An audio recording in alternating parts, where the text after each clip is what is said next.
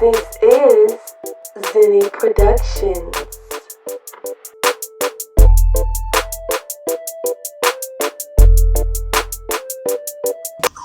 What's up, everybody? Welcome back to my channel. I am the one and the only Mrs. Rhodes-Wilson, and you have entered Mom Chronicles 2.0, produced by Zenny Productions. And this here is Mom's Sweet Tea.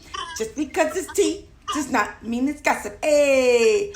Alright, y'all. I am back with another marriage video. Y'all know I have been dibbling and dabbling on what type of content I want to do regarding marriage, specifically black marriage, black love, black husbands, black wife. I don't know how to be anybody else but those four things, and so those are the topics when it comes to marriage that are most near and dear to my heart. So here I am with the wonderful Devan Young, who we have been friends, it's gotta be 20 plus, at least 20 years. She's also where I'm from, which is from Benton Harbor, Michigan. Shout out to the harbor. They definitely, breed some beasts. We're one of them, period. Anyway, so neither one of us live in Michigan anymore. I'm in Illinois now. She's going to introduce herself, but we go way back, like even before there was marriage on the table, any of that. So I'm going to let her introduce herself, and we're going to get right into it. All right, go ahead. Hey y'all, I'm Devan Young, like Patra said, from Curltalk Honestea. And just like she said, we've been friends for about 20 years, both from the great state of Michigan, the awesome city of Benton Harbor, both Benton Harbor High School graduates. And I now live in Texas.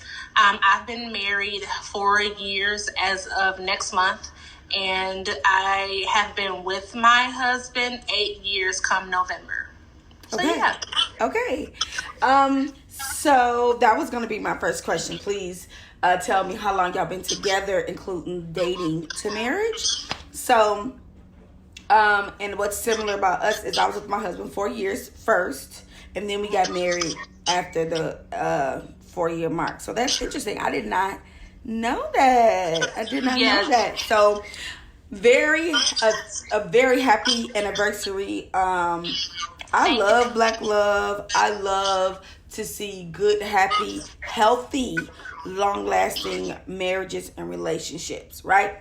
Me too. And so that's the reasons why I'm doing this. Now, I want to start with just some really just I don't want to say generic questions, but some questions that a lot of people don't ask that I'm going to ask. So, was it important to marry in your race, or did that matter? Oh, that's a good question. I don't even know that I considered that at all. I am naturally kind of an open-minded person. Right. I can't say that I was like, I'm only gonna marry a black husband, but I also can't say I was like, I'll marry somebody. Like, I just didn't think of that. I always had in my mindset, God's gonna send me who I'm supposed to be with, so I didn't even really put a whole lot of thought into it. Okay, that I totally get that. I understand that. I never really had, I guess, I had preferences as in what I wanted in a male, but not if he was African American or if he was not. But I do, now that I'm married and been married, I would want my children, I would prefer my children to marry in their race. Now, if that's not their choice, that's fine, but that's just my preference for them. And I've had, a little backlash about that, which is fine, but unless the person is like for the culture, like not like stealing the culture, but for the culture, meaning, let's say if my daughters have a child by someone that's not in the black race, then that means that male, understand curl pattern, leave-in conditioner, pre-poo. That's the type of stuff I'm talking about, like for the race. You got. Well, my black husband don't understand that stuff. But okay, But unfortunately, it's okay for him to not know that stuff. But somebody else that don't understand that you can't just put a comb through your hair because them curls gonna pop and that's gonna hurt your head. Right. He would need to be on his game. Yeah. That's all. Or I guess be open to like learning that. Okay, so and that's what I meant as well. Be open to learning, asking questions like. Right. You know, why do you put this? Why do you do that? Now, my husband he does ask that. Okay, why do you know, co-wash one washing, and why do you washing actual washing condition? You know, and I explained to him, even though he asked me a million times. Point of the matter is, he's willing to learn about that option. So yeah, at least he's inquisitive. My husband he just be like, why do you have so many hair products? So wait a minute, that's good. We're not gonna act like that's not a. He thinks that deep conditioner, leave-in conditioner, and pre-poo should all be like one thing, the same thing. Yeah, he doesn't. My husband also thinks that it shouldn't take so long. Yeah, well, now my husband understands why it takes so long. So my husband is just like, why is it like 2-3 hours? You still doing hair? I'm like, oh, he blessed 2-3 hours. My wash day is like a day because of I have low porosity hair, so I have to wait for everything to like sink into my strands. So now he's just used to it. Like every step I have to wait. So you pre-poo, I sleep in my pre-poo, and then I get up the next day and rinse it, and then start my wash day. If I'm doing the like LCO method, I got see. But some people, I think if you have a higher porosity hair, you may not have to because your hair is just gonna soak it up anyway. So then it's something else you have to do. Yeah. But he is not. He now understands at least why it takes so long. At least your husband is inquisitive. He'll every once in a while I say, what is that? Like, why are you doing that? Especially now that I'm like making stuff. Yeah. And now it's like you can see like this like light bulb going off. Like, oh, okay. My husband became more inquisitive when he allowed his hair to get longer. His beautiful hair. So when he allowed his hair to get longer, he needed moisturizer. Huh? Oh no, I was actually talking to Justin. Once he realized his hair, he needs to moisturize, or he needs to use some type of eco-style gel to get the curls. That's when he really was like, okay, why do you use this on a girl's hair? Yeah. Why do you? Listen, they get married, and did you? Mom Chronicles 2.0. Sorry. I feel now he's like, well, once they get married, they like before me, Justin was using not Zest, Dial. So girl, mine was using Irish Springs. Don't play with me. Whatever on his hair and then we got married, and like I was leaving like my good shampoo and conditioner in the shower, and my good soap and stuff in the shower. All of a sudden, you change. Now you want to use like high-end products on your hair, and like no sir, because at least your husband got hair. My husband don't got no hair. He has a nice beard, but he don't got hair. But he still wants to use my like $15-$20 shampoo. My husband has done like research. Like he got a whole like beard wash, beard oil. He's starting his journey. Girl, talking about some. I gotta have the cream with the eco-style gel. Then he got his own shampoo and like all that. But he got a regimen. I mean, he wasn't using, girl. He used whatever body wash he used. He would wash his face with, and I'd be like, "Oh my god, that's nasty." That was Justin, but now he got a whole face wash. Like Justin uses. Now he likes Dr. Bronner soap. Okay, it's expensive, but that's fine because I don't really use that. But now, and he can use that from his head to his toe. Yeah, that's true. I heard it's good for your scalp too. And that's fine because now my stuff can last long. I don't mind you using like, honestly, I really don't even mind you using like Shea Moisture stuff because whatever. But like when you're talking about curls or you're talking about like Honey's Handmade, like stuff that is not I can't just go to Target and buy Honey's Handmade, or I can't, it's not as easy for me to just make up my deep conditioner. Like, so if I gotta buy $15-$20 Dr. Bronner soap to keep you out of my products, then $15-$20 only get you 8 ounces. So yeah, I found a hack. I shop at Whole Foods a lot. So when they go on sale with Prime, that's when I get it. So then it still be like $15, but it'd be $15 for the big one. Oh. Yeah. So I actually did that for Shea Moisture. It was $22 for like 40 ounces. You think I didn't buy it? It was a shampoo and a conditioner, coconut oil. Yeah, I just got that at Costco for like $11 a piece. Okay, maybe it was $11, but the point about it was freaking huge. It's 32 ounces. It's gonna last a long time. Yeah. And so with these 3 girls in the house that get their hair washed on a regular basis, I definitely purchased that. I definitely invested in that. Kudos to you.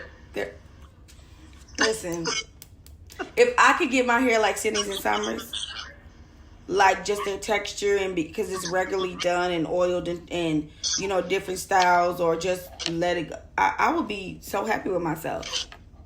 You just don't take as much. I don't take as much time. You don't take as much time on you. No, I don't. So next question is it true men or women know in a short time period if that person is the one? I can't speak for men or women, but I'm gonna say it's a no for me. Really? You don't think that? I did not. It took me a long time to come to the realization that my husband Justin was the one. Justin, I knew. he in the background talking stuff. Justin knew a lot.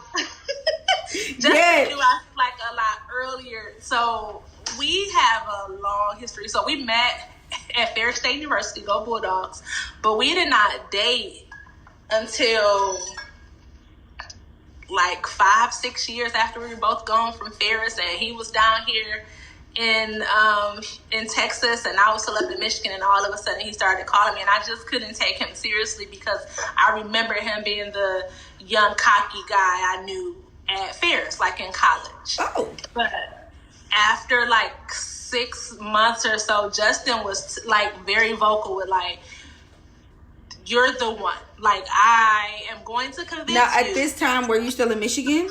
I was still in Michigan. Okay. We hadn't even had our first in-person date when he was, had we? When he was like talking like this. So he started calling me in March 2011. I was right at the end of my master's degree program. We had our first date around Christmas of 2011. So we were just talking on the phone and Skype for all of that time. Girl, not the what? What you say y'all was on? Skype, though. Girl. Skype. So yeah, and I just could not. Girl, not Skype, honey. Skype, and we would be on Skype for hours. We were taking Skype naps. We would be on Skype for because I remember I couldn't see it. I could not see it. As a matter of fact, when his very first call, he hates when I say this, but his very first call when he called me, I never forget. I was at work in Kalamazoo, and I saw Justin Young pop up on my phone. I'm like, why is Justin Young calling me? And he was like, oh, he must be about to invite me to his wedding. Oh, that's why I thought he was calling me. So I was like, okay, he probably on my address. I'm not gonna go, but I'm gonna answer. So I answered the phone, and he just chit-chatted. I'm like, what's up? Like, why are you calling? He hadn't called my phone in years. Now, this is a little bit off topic, but what made him just give you a call? So, according to Justin Young, and you might want to do a part 2 with him.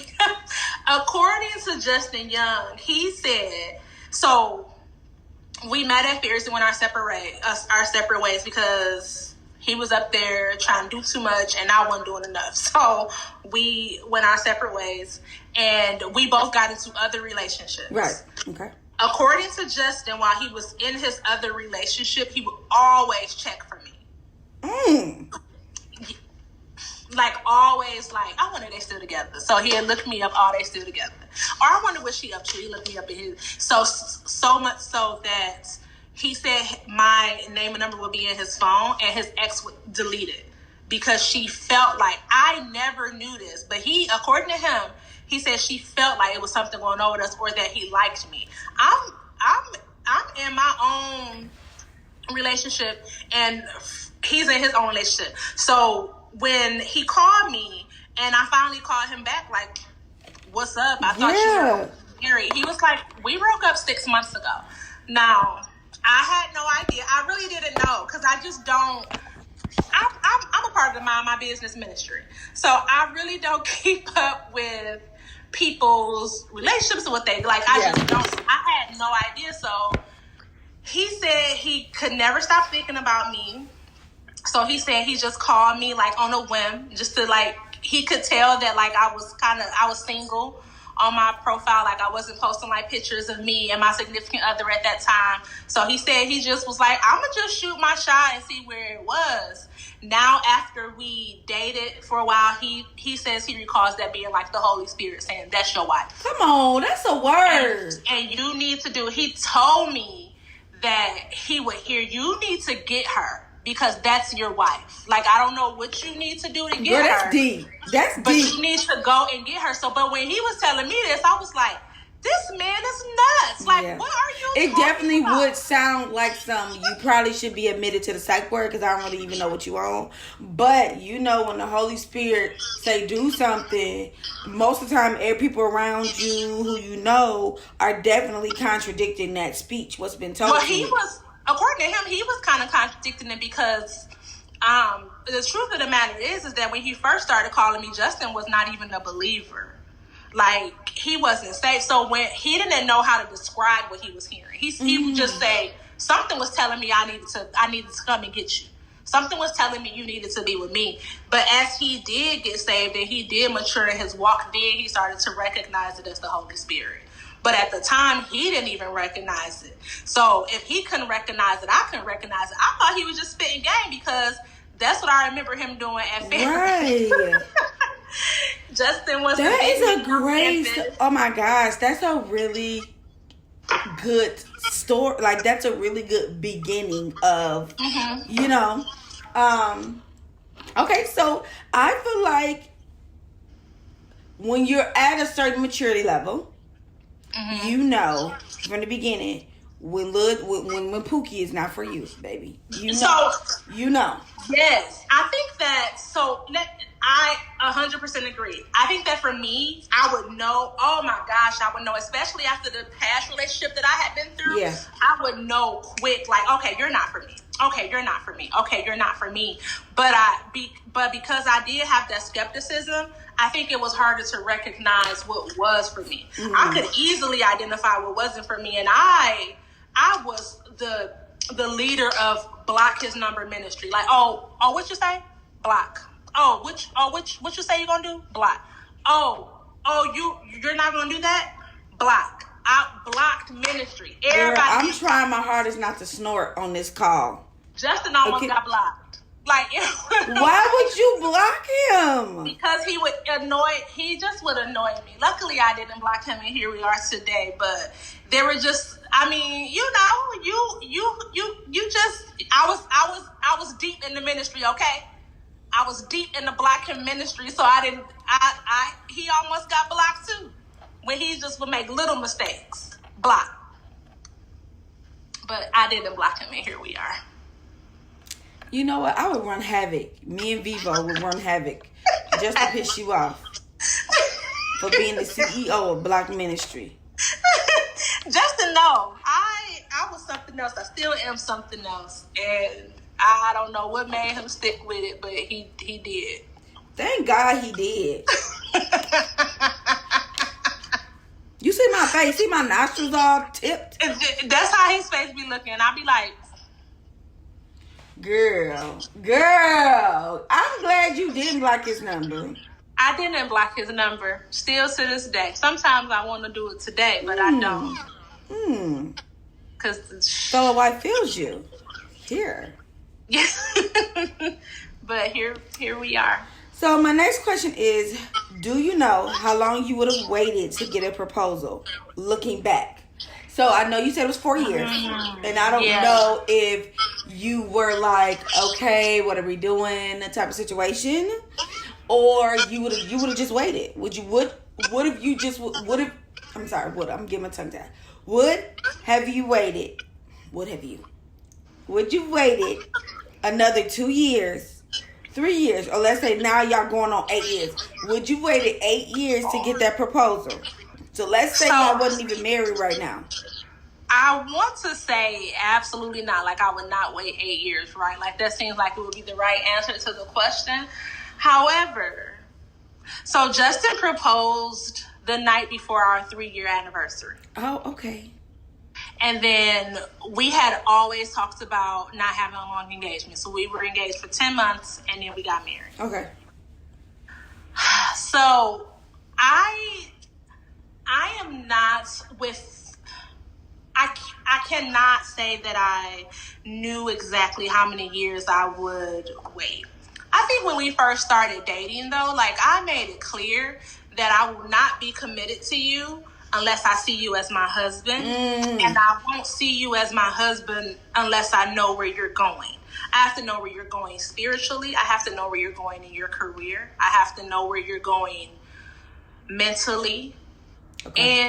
And where you're going fits me and where I see myself going. Okay. Because I always said, when I got married, I'm getting married. Like, I am going to be a submitted wife. So with that being said, I've always been very independent. So I need to be able to trust you to be my leader, to submit to you. And if I don't know where you're going, I can't do that. If I don't know where you're going, then I have... If you don't know his intentions, yeah. And there, to me, there are no number of years on that, right? Like, it could be a year, it could be 6 months, it could be 6 years. Like, I don't know. Now, what I will say is when we first started talking, I was like, look, nah. I'd say about 3 to 5 years before I start, like, seeing other people. Oh. And it wasn't because... It wasn't because... And now that I have the wisdom that I have, I look back and I'm like... Because when he proposed, I'm low-key glad that he didn't have somebody there taking pictures, because I was the most shocked that I've ever been. That was gonna be my next question. Like, you said 3 to 5, so you just said, so that's what just came to my head. You just said 3 to 5 years. But when we were coming up on that 3-year mark, I think, like, and I tell people this all the time because I have been asked this question before. I tell people, when he proposed, I could have did another year or 2 dating, because when you're seriously dating somebody, and when somebody is pursuing you, cool. When somebody is pursuing you as his wife, that's a whole different thing. Right. So I didn't feel that I didn't feel like I was like really ready to like be his wife. In retrospect, though, there's no such thing as ready. Like, it's just like, if I'm pregnant right now, then I'm just gonna have to figure it out. Like, Can you say that again? Because the people in the back, they didn't hear you. And there's no such thing as ready, but now there is such thing as definitely not ready. So there is that too. You can definitely be not ready. So I feel like, in retrospect, I feel like when he proposed, I could have did another year or 2 like that. But honestly, it's where it's as it should be, timeline. Okay. Yeah, because I just was really set in my ways, and I really enjoyed living by myself. And I just felt like, how can I be somebody's wife if I don't really want to even live with them? So, and that was just one example of the things that I felt like I needed to work on before I was saying I do to somebody. You just took my next question, which is one thing you changed from Devan to Mrs. Young. Oh, okay. So you said one thing I've changed? Oh, you want a list? Go ahead. Let's go. So I would say the biggest thing, just like I was saying earlier, is like the struggle with submission. because I was raised by a single mom. I didn't have my dad in my life. I did have my grandfather, but it's a different dynamic. Yeah. So I would say just accepting that he is trustworthy in my space, because I didn't grow up with a man constantly being in my space. Okay. Because I didn't have my dad in the home, and even though my dad wasn't in the home, he wasn't a very good co-parent with my mom. He just wasn't present. Mm-hmm. So having him be present in my life and in my space, I feel like I've gotten more and more comfortable with that. Now that we're coming up on 4 years, I feel like I've gotten more and more comfortable with that. And I honestly still have some growth in that area. Okay. I think one of the other things is just how he has just shifted into being top priority in my life. And I want to cut you off right there. I noticed that about you.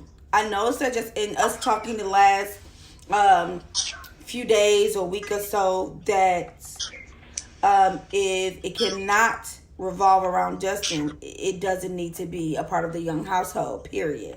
Because he is the Young household. Like, yeah. And I am the Young household, right? Yeah. So anything else that's going on outside of these walls is secondary. Yeah. And for me, that was difficult at first, because me and my mama are like. Yeah. Like, so for me, that was difficult at first, because I had a hard time figuring out how she fit in with that. Because at the end of the day, the Bible says you gotta leave and cleave. Leave your father and your mother and cleave to your wife. So I'm supposed to be cleaving to him. And the definition of cleave is to be in constant pursuit. It doesn't just mean to hold on like a lot of Christians think. It means to be in constant pursuit. So that means to be constantly chasing that person. So I can't be constantly chasing Justin if my mama come first. Mm-hmm. Or if my job come first. Or if my finances come first. Right. Or if whatever kids we have come first. Yeah. Like, I can't be in constant pursuit of Justin if anything can throw me off. So I would say that's been something big with me. And the last and final thing has just been just finances. Like, just how we handle money is completely different from when I was single. We are just, I feel like we're just a lot more responsible as a married couple. Okay. We just have learned, like, we've read the books and watched the YouTube videos and talked to our friends that are in, like, better financial states. And that's definitely been a transition from Devan to Mrs. Young, because how I used to spend money was if I had the money and I wanted it, I'm getting it. That's just how, period. Like, that's just how I moved. Whereas now I have another person, so we have to communicate with each other if we're gonna spend anything over $100. There has to be a conversation. Yes. Yeah. And that the $100 is our cutoff. Like, if it's gonna be over 100, we gotta have a conversation. So and again, that's been definitely a transition for sure.